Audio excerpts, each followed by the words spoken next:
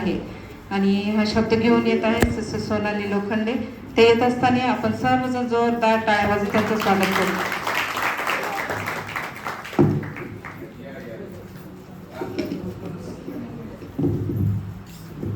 Hallelujah. देवाच्या नावाला धन्यवाद देते आणि अंकल आणि आंटीची सुद्धा आभार मानते की मला ह्या ठिकाणी बोलण्यामध्ये त्यांनी उभा केले आणि संधी दिल्याबद्दल. या ठिकाणी 4 शब्द पूर्ण झाले आहेत आणि 5वा शब्द आहे मला तहान लागली आहे. त्याचा रेफरन्स आहे योहान याचा 19 अध्याय 28 वचन.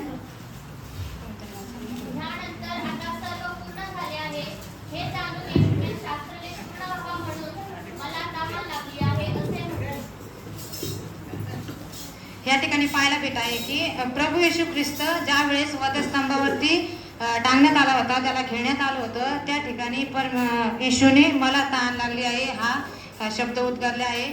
तर त्याला तहान कशाची लागली असं बरं माझ्या प्रियांनो? आपला कशाची म्हणजे आपल्याला काय वाटतंय की तो एवढा मोठा राजांचा राजा प्रभूंचा प्रभू आहे. त्याने जे की जीवन जगत असताना भरपूर काही चिन्ह चमत्कार केले. पाण्याचा द्राक्षरस केला आणि पाण्यावरती चालला. पाण्यावरचे देखील खूप सारे चिन्ह चमत्कार त्याने केले. परंतु त्या वधस्तंभावरती खेळलेला असताना त्याला मला तहान लागली आहे. तो स्वतःसाठी सुद्धा एक चिन्ह चमत्कार करू शकला असता, परंतु त्याला तहान जैगिक तहान असून त्याला तुमच्या आणि आमच्या आत्मेची तहान लागली होती. त्याला आपल्या तारण्याची तहान लागली होती माझ्या प्रियांनो. या ठिकाणी एक आपण वचन काढू, योहान याचा 3 अध्याय 16 वचन.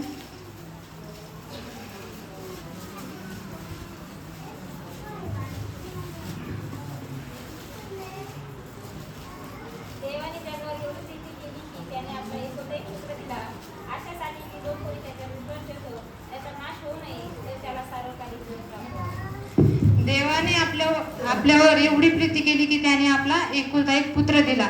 आपण एक आई आहोत. आपण विचार करू शकतो का की आपल्या तर 1-1, 2-2, 3-3 काही जणांना लेकर आहेत, पण आपण संध्याकाळ झाली की आपण आपल्या लेकराला शोधायला सुरुवात करतो. परंतु देवाने आपल्यावर इतकी प्रीती, इतकी माया आहे त्याची, आपल्यावर इतकं प्रेम आहे की त्यानं आपला स्वतःचा एकुलता एक पुत्र आपल्यासाठी दिला आणि त्या वधस्तंभावरती घेण्यात आला. कशासाठी? तर त्याला जो त्याच्यावर विश्वास ठेवतो त्याला सार्वकालिक जीवन प्राप्त व्हावे. तर माझ्या प्रियांनो, त्या ठिकाणी त्याला तहान जैगिकरित्या पाण्याची नाही, तर त्याला तुम्ही आणि मी सार्वकालिक जीवन प्राप्त करावे, तारण प्राप्त करावे याची त्याला तहान लागली होती. या ठिकाणी मी एक वचन सांगते, योहान याचा 7वा अध्याय 27 वचन.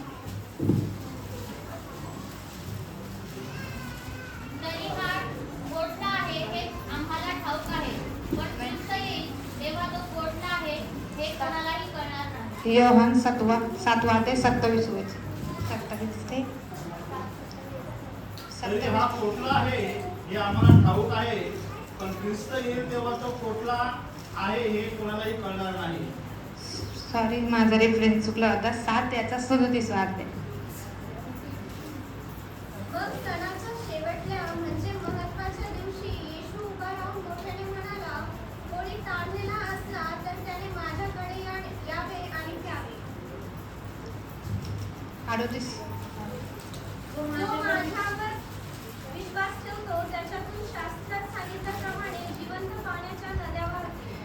त्या ठिकाणी वचनामध्ये पाहायला भेटत आहे माझ्या प्रियांनो की प्रभू येशू ख्रिस्त हा स्वतः जिवंत पाणी आहे.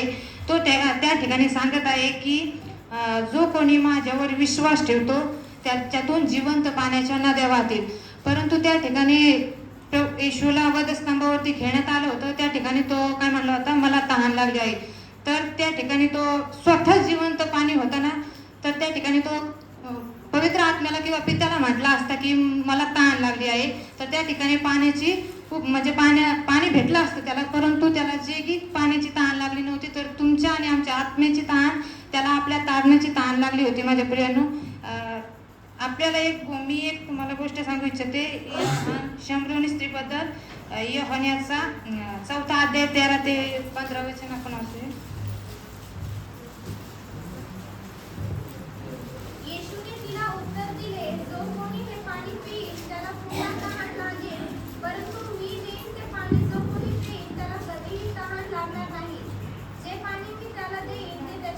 सार्वकालिक जीवनासाठी उकळत्या पाण्याचा झरा होईल.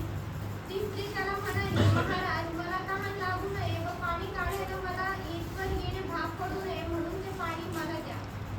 त्या ठिकाणी पाहायला भेटत आहे की आपल्याला प्रभू येशू ख्रिस्त हा यहुदियामधून गालिल या शहरामध्ये जात असताना तो खूप दमला होता, खूप थकला होता, त्याला तहान लागली होती आणि त्या ठिकाणी याकोबाचा झरा असं त्या विहिरीला नाव दिलं आहे. त्या विहिरीजवळ तो बसला होता आणि त्या सकाळचा नाही, संध्याकाळचा नाही, तर दुपारच्या वेळेस एक शमरोनी स्त्री त्या ठिकाणी पाणी भरण्यासाठी आली होती आणि सकाळी संध्याकाळी यासाठी येत नव्हती ते त्या ठिकाणी, कारण की ते शंभरोनी ही खालच्या लेवलची जात होती आणि त्यांना म्हणजे सकाळ किंवा सगळे लोक असल्याच्या नंतर मला त्यांना संधी नव्हती पाणी भरण्याची, त्यामुळे ती एकांतामध्ये दुपारी यावेळी आली होती आणि त्या ठिकाणी प्रभू येशू ख्रिस्त देखील बसला होता आणि ती त्या ठिकाणी असताना प्रभू येशू ख्रिस्त तिला म्हणाला, बाई मला पाणी प्यायला दे.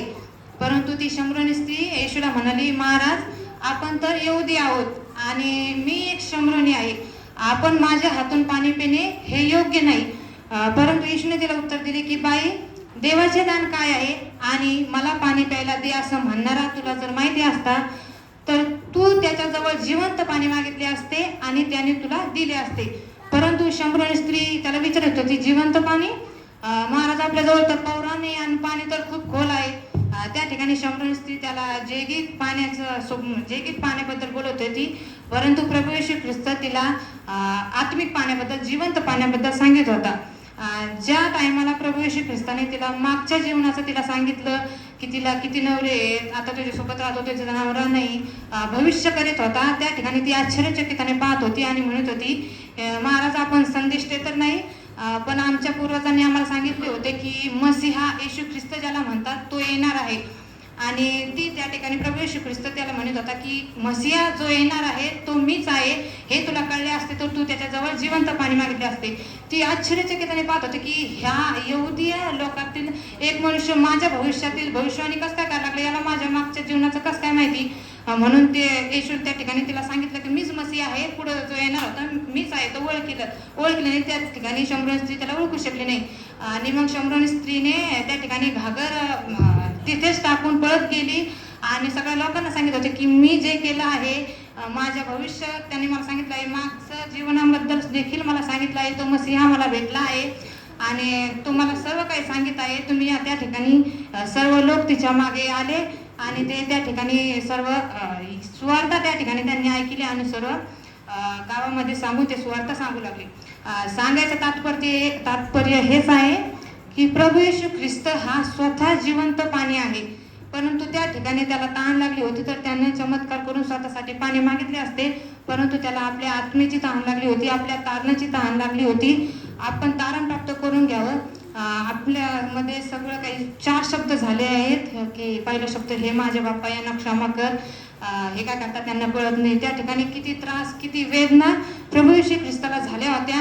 काट्याचा मुकुट घालण्यात आला होता, हातापायात खिळे ठोकण्यात आले होते, परंतु तरी सुद्धा प्रभू येशू ख्रिस्त त्यांना काय म्हणताय की त्याच्या पित्याला म्हणताय की हे परमेश्वरा हे पित्या यांना क्षमा कर, कारण हे काय करतात यांना समजत नाही.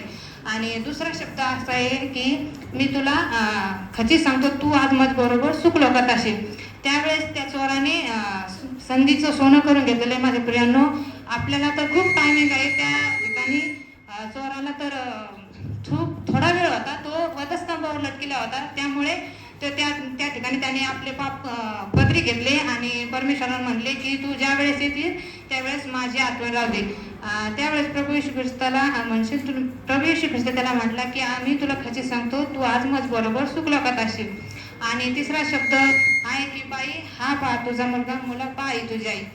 त्या ठिकाणी आपल्याला पाहायला भेटत आहे की प्रभू येशू ख्रिस्त मरणाशी झुंज करीत देखील असताना म्हणजे त्या वधस्तंभावर खेळायला असताना देखील त्याला काळजी आहे त्याच्या जेगी कायची की आता लहानपणापासून तर आपल्या या वधस्तंभावरती येईपर्यंत त्या आईनंच त्याला सांभाळलं, म्हणून त्याने त्या आईचा ताबा त्याच्या शिष्याच्या हातामध्ये दिला आणि म्हणला की बाई हा पहा तुझा मुलगा, मुला ही पहा तुझी आई. आणि चौथा शब्द आहे की माझे देवा तू माझा त्याग का केलास.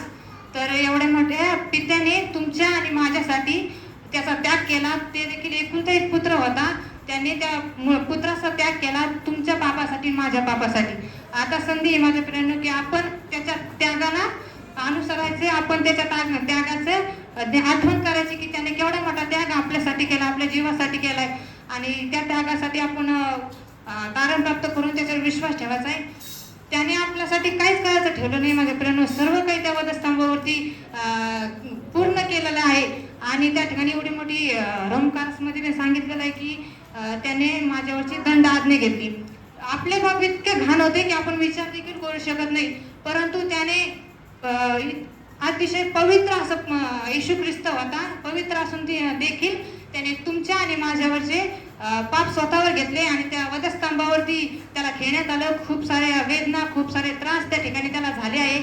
आणि या ठिकाणी मग 5वा शब्द, मला तहान लागली आहे, तर त्याला तहान तुमच्या आणि माझ्या आत्म्याची, आपण तारण प्राप्त करून घेण्याची, सार्वकालिक जीवनामध्ये जाण्याची त्याला तहान लागली आहे. प्रभू करी मला धन्यवाद. मी या बोलल्या मला परमेश्वराने साह्याने मदत केली.